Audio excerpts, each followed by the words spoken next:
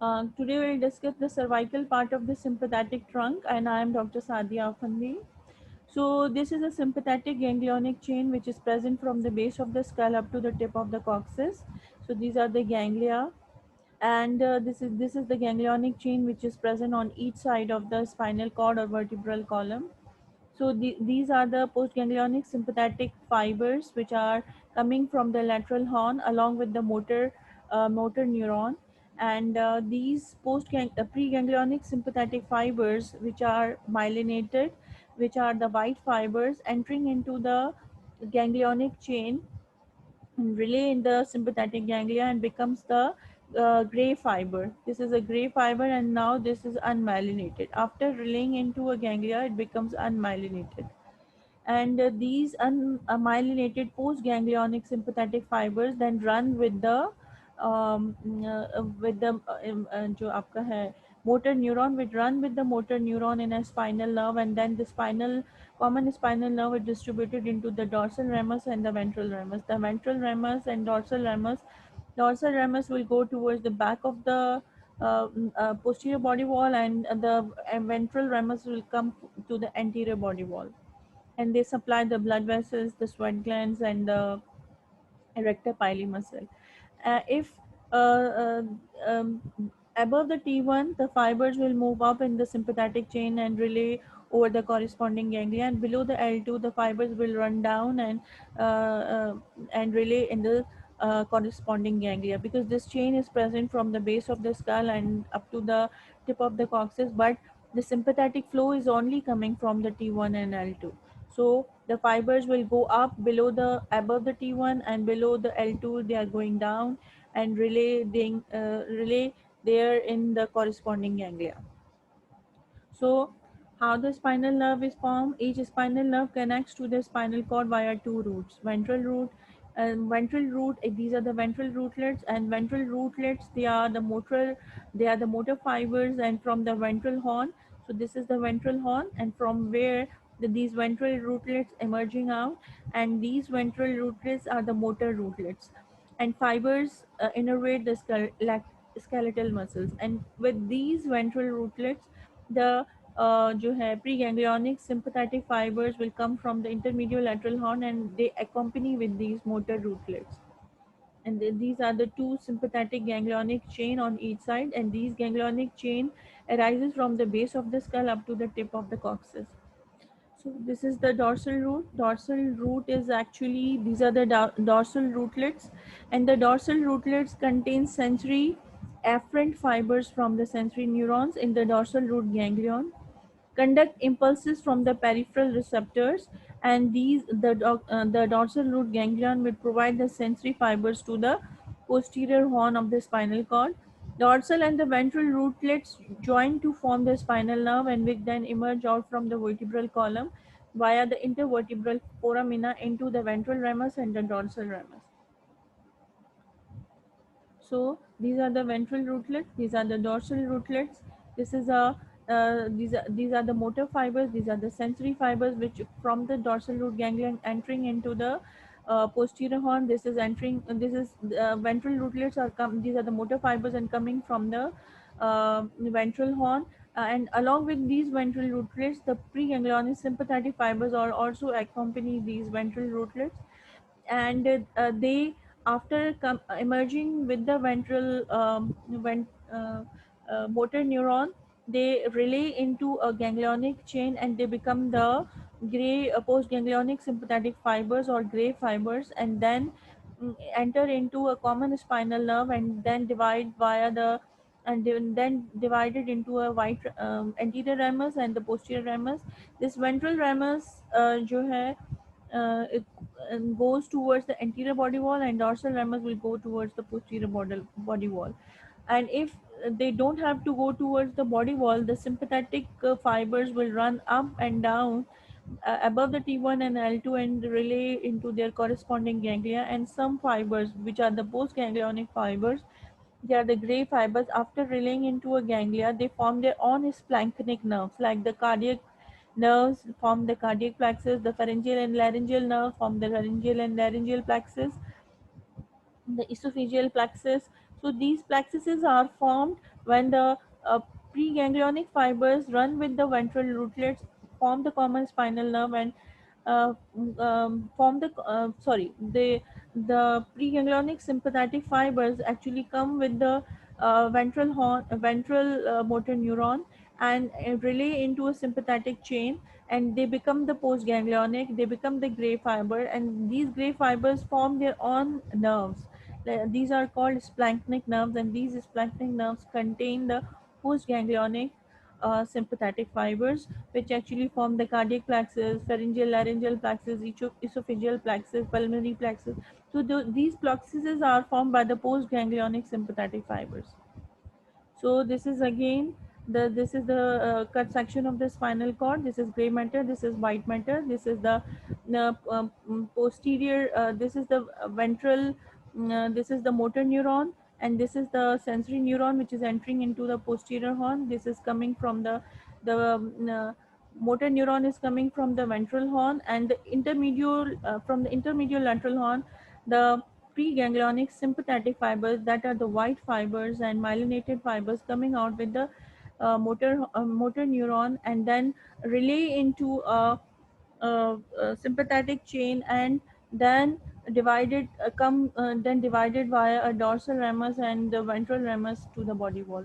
So this is the ventral ramus which is coming to the anterior body wall, and this is a dorsal ramus which is going towards the posterior body wall. It contains the postganglionic sympathetic fibers, and it supplies the blood vessel, erector pili muscles, and the sweat glands. So this is again this is the ventral motor neuron, which is coming from the ventral horn. It is going towards the skeletal muscle, and this is the preganglionic sympathetic fiber. This is the white and myelinated preganglionic sympathetic fiber, which is relaying into a sympathetic chain ganglia, and after relaying it becomes the gray fiber, and it becomes the postganglionic sympathetic neuron. But this is unmyelinated fiber, and it's going towards the blood vessels, toward the sweat glands, towards the जो है आपका erector pili muscle in the body wall. So this is preganglionic neuron, and this is the ganglia. This is the postganglionic neuron. This is the gray fiber, and this is unmyelinated. This is white fiber, which is coming from the intermediate lateral horn. This is white fiber. After relaying into a ganglia, it becomes the gray fiber and unmyelinated fiber. So the cervical sympathetic chain is actually form cervical sympathetic chain. So this is the superior cervical ganglion, this is the middle cervical ganglion, this is the inferior cervical ganglion. This cervical sympathetic chain is present from the base of the skull to the neck of the first rib. So we'll discuss in detail. So this is the cervical portion of the sympathetic trunk, consists of three ganglia. This is superior cervical ganglion, middle cervical ganglion, inferior cervical ganglion. This consists of three ganglia distinguished according to their positions: superior, the middle, the inferior cervical ganglia, connected by the intervening cords. So these are the intervening cords that are connecting the superior, middle, and inferior cervical ganglia. So cervical part of the sympathetic trunk extends upward from the base of the skull to the neck of the first rib. So this is the extent of the sympathetic chain. It lies behind the internal and common carotid arteries, medial to the vagus nerve, and embedded between the carotid sheath and prevertebral layer of fascia. I will show you. I will explain by the diagrammatic representation. So this is the prevertebral fascia. This is the carotid sheath, and this is the sympathetic trunk 7. This is the 7 is the sympathetic trunk, is behind the common carotid artery or internal carotid artery. It is behind the, and this sympathetic trunk is between the carotid sheath and the prevertebral fascia. So this is the sympathetic trunk, or the cervical sympathetic trunk is between the carotid sheath and prevertebral fascia, and behind the carotid artery or internal carotid artery. This vagus nerve is medial, sorry, it is medial is the carotid artery, and in the intermediate structure is the vagus nerve, and this is the internal jugular vein. and this is the posterior to the carotid sheath or posterior to the common carotid artery, and it is between the carotid sheath and prevertebral fascia. So this is the sympathetic trunk, cervical sympathetic trunk. Moving forward, the cervical superior cervical ganglion, the extent of the cervical sympathetic trunk is from the base of the skull to the neck of the first rib. So the superior cervical ganglion lies immediately below the skull. So this is the superior cervical ganglion, and the branches of the superior cervical ganglion is internal carotid nerve. So the postganglionic fibers forms the internal carotid nerve which runs with the internal carotid artery. So this is an internal carotid artery, and internal carotid nerve runs with the internal carotid artery and passes through the carotid canal and enters into the middle cranial fossa, and the sympathetic fibers distributed along with the branches of the internal carotid artery. So the gray rami communicants are the postganglionic fibers which runs with the spinal nerve C1, C2, C3, C4. Arterial branches, the postganglionic sympathetic fibers runs with the branches of the external carotid artery and the common carotid artery. So, and the cranial nerve branches, it gives the superior cervical ganglia gives the cranial nerve branches to the last four cranial nerves like the ninth and 11, 12, glossopharyngeal, vagus, accessory, and the hypoglossal nerve. Pharyngeal branches, these are the postganglionic branches which forms the pharyngeal plexus, and they form their own splanchnic nerves, and that supply the pharynx and the larynx, and also it gives the superior cardiac branch, which is the splanchnic nerve formed by the postganglionic sympathetic fibers, and it actually forms the cardiac plexus. It contributes in the cardiac plexus by with the middle and the inferior cardiac branch, which is given by the middle cervical ganglia and the inferior cervical ganglia. So this is the superior cervical ganglion, this is the middle cervical ganglion, this is the inferior cervical ganglion. These are the gray rami communicants. These are the gray fibers, these are the unmyelinated fibers, these are the postganglionic sympathetic fibers, which actually entering into the spinal nerve C1, C2, C3, C4, and via the ventral ramus and the dorsal ramus, they are supplying the body wall, and the postganglionic fibers accompany with the cranial last four cranial nerves, that is ninth, 10th, 11th, 12th, and they also form the laryngeal and pharyngeal branch. This is the laryngeal and pharyngeal branch. So these are also the postganglionic fibers. They form their own nerve. These are the postganglionic splanchnic nerves, which supply the laryngeal and larynx and the pharynx. And this is the middle cervical. This is the superior cardiac branch. This superior cardiac branch contains the postganglionic sympathetic fibers. It contributes, or it contributes with the middle and the inferior cardiac branch and forms the cardiac plexus. And this is the middle cervical ganglion. It is present at the level of the cricoid cartilage. It gives the gray rami communicants to the C5, C6. It gives a thyroid branch to the thyroid gland. It gives a middle cardiac branch. It gives a middle cardiac branch, and this will not give branches to the arteries, and this gives the internal carotid nerve, and this is the internal carotid nerve.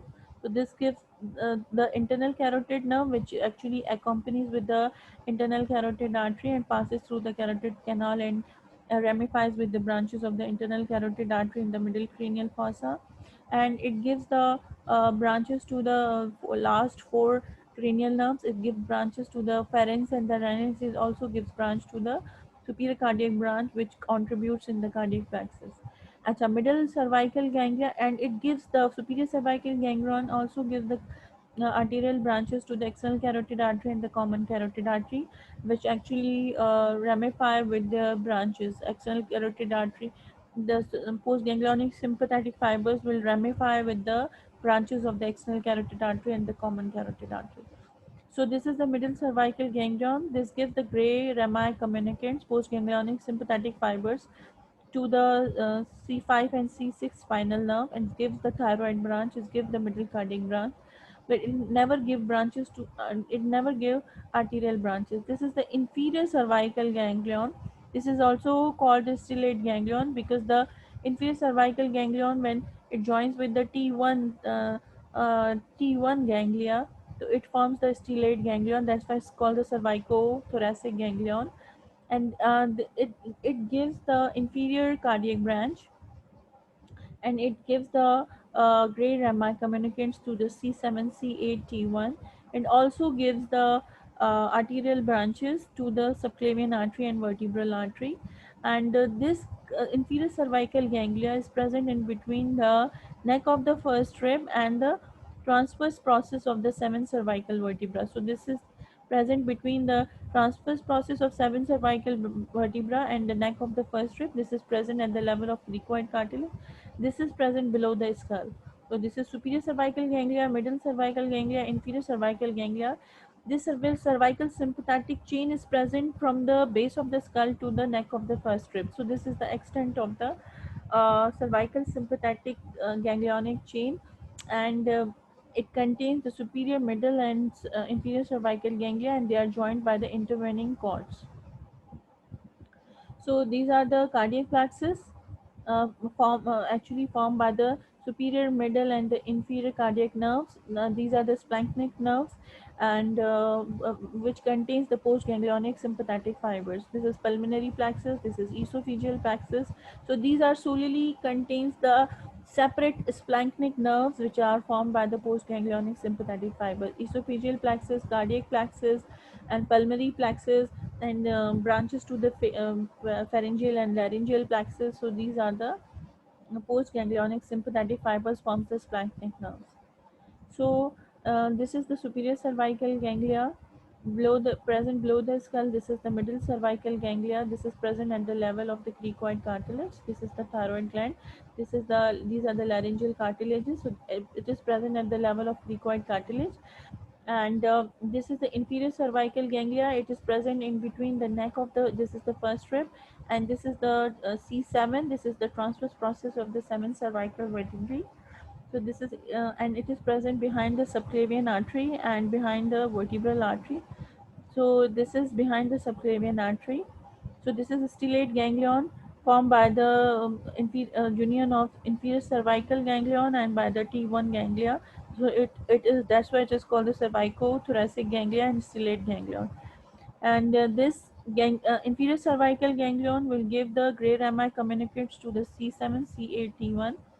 The middle cervical ganglion will give the gray rami communicants to the C5, C6, and the superior cervical ganglion will give the gray rami communicants. Gray rami communicants, they are the postganglionic sympathetic fibers. They are unmyelinated fibers, and it entering into a spinal nerve, that is C1, C2, C3, C4. Along with the entering into the spinal nerve, these it gives the postganglionic sympathetic fibers to the external carotid artery and to the common carotid artery, and it gives the internal carotid nerve which runs with the internal carotid artery and uh, passes through the carotid canal and entering into the middle cranial fossa, and then ramify with the branches of the internal carotid artery. So this is again the middle cervical ganglion. It is present at the level of cricoid cartilage, and this gives the gray rami communicants. Though this gives the gray rami communicants which entering into the spinal nerve, that is C5, C6, and supplies the body wall. Supplies the body wall. In the body wall, it supplies the blood vessels, sweat glands, and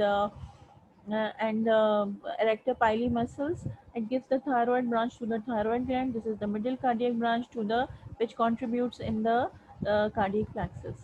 And this is the inferior cervical ganglion. So so the inferior cervical ganglion is the mostly when the most people fuse with the thoracic ganglia to form the stellate ganglion. So this is a inferior cervical ganglion. It lies in the interval between the transverse process of the seven cervical vertebrae. So this is the process of the seven cervical vertebrae and the neck of the first rib behind the vertebral artery or the subclavian. So this is the stellate ganglion, this is the middle cervical ganglion, this is the superior cervical ganglion. So now we are discussing the stellate ganglion, which is formed by the union of the inferior cervical ganglion and thoracic ganglion. and it is behind the subclavian artery, and it is giving the gray rami communicants to the C7 C8 T1.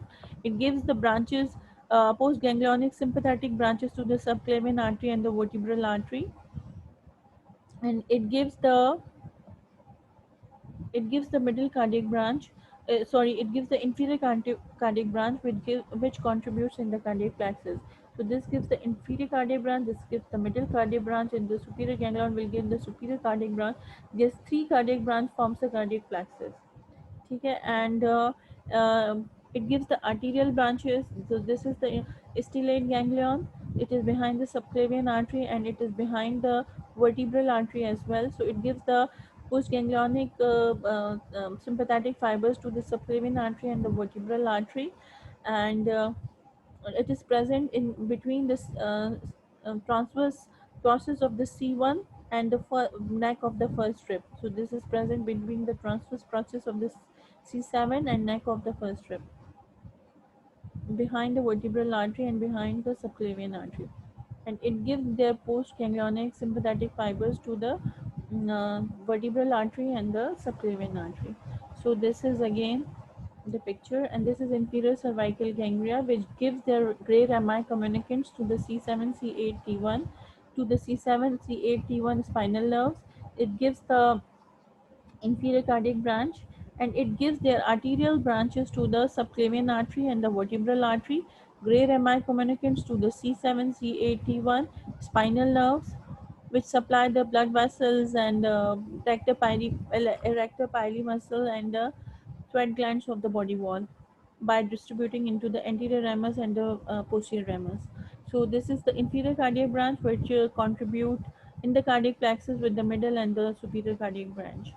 So what is Horner syndrome? Horner syndrome includes constriction of the pupil. So pupil size is decreased than the normal. So this is called meiosis. Ptosis, the palpebral fissure size is decreased, and anophthalmosis, depression of the eyeball into the orbital cavity. So eyeball is actually depressed into the orbital cavity. It is caused by an interrupt. What is the cause? Interruption of the sympathetic nerve supply to the orbit. Causes are lesions of the brainstem, from where the sympathetic fibers are coming downward, or the cervical part of the sympathetic trunk. Traction of the stellate ganglion caused by the cervical rib, which causes the traction of the cervical sympathetic ganglia.